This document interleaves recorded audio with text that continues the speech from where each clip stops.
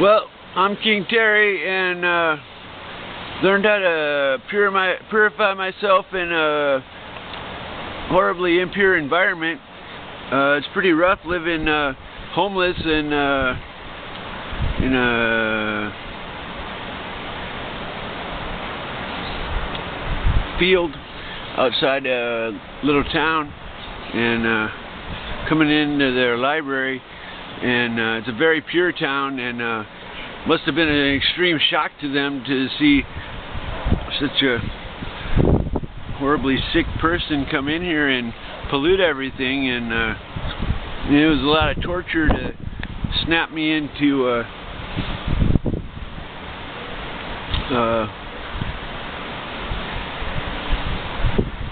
an ability to handle purity for this job. There's a little castle over there. Let's see, where's that castle? There it is. Oh no!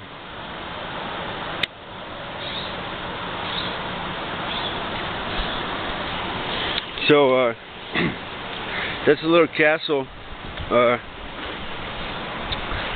don't know. I really like this library.